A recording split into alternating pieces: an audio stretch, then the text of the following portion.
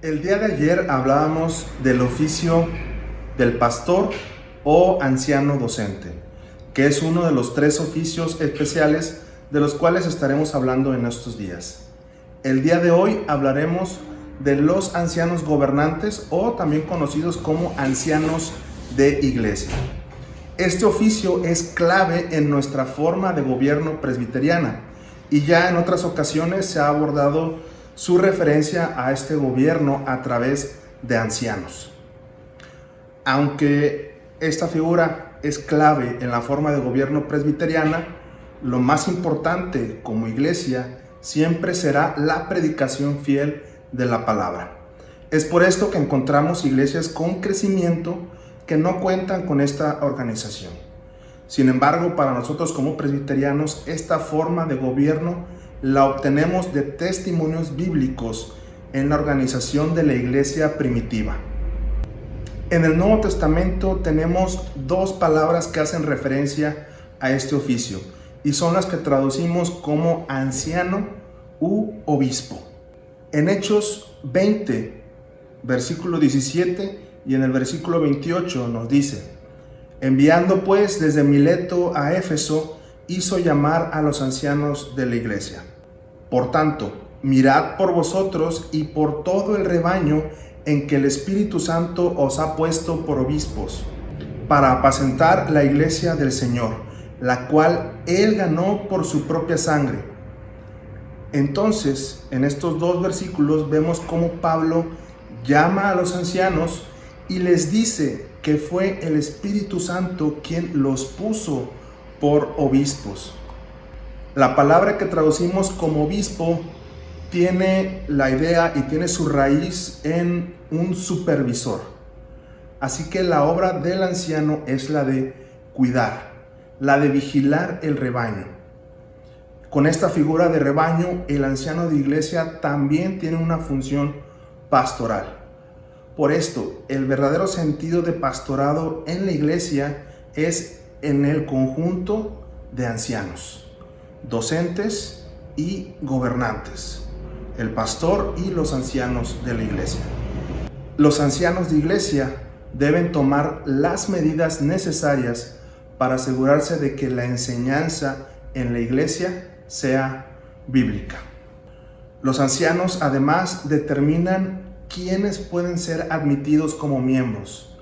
Esta es una tarea difícil: admitir o rechazar a alguien. Por esto deben saber si el candidato tiene suficiente conocimiento doctrinal de la fe salvadora. Deben saber si esta fe que profesa el candidato es verdadera y sincera, y además si esta fe ha producido frutos. Además de esta labor de velar por el rebaño, en lo que entra a este rebaño, ya sea enseñanza o personas, también tienen la responsabilidad de ejercer la disciplina con la oveja rebelde. La disciplina no es simplemente separar o excluir a algún miembro. La disciplina significa buscar la restauración de ese miembro, que esa oveja descarriada vuelva al redil. El hablar de estas responsabilidades nos puede dar una idea de las características especiales con las que debe contar el anciano de iglesia. El doctor Gerald Ninehys remarca la necesidad de estudiar, Biblia en mano, una por una las características que la misma Biblia enlista. Esto lo encontramos en 1 Timoteo, capítulo 3, versículos del 1 al 7, y en Tito, capítulo 2, versículos del 1 al 15. Pero para conocerlas, el doctor las clasifica en 3 de acuerdo a su enfoque. Primero, la integridad personal: que sea dueño de sí, que sea sobrio, que sea amable, que no sea codicioso, etc. En la segunda categoría, los atributos que lo califican para su trabajo dentro de la iglesia.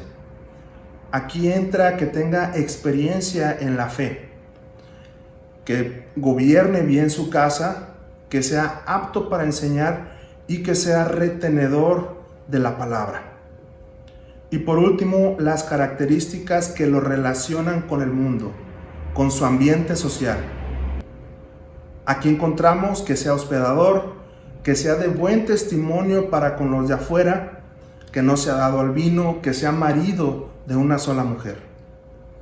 Todas las características que se mencionan son espirituales y como miembros del cuerpo de Cristo debemos ser suficientemente valientes, tener un verdadero conocimiento de las Escrituras y vivir este conocimiento para poner estos criterios en práctica y no tomar a la ligera este oficio, ni por aquellos que lo ejercen, ni por la iglesia que elige a los ancianos.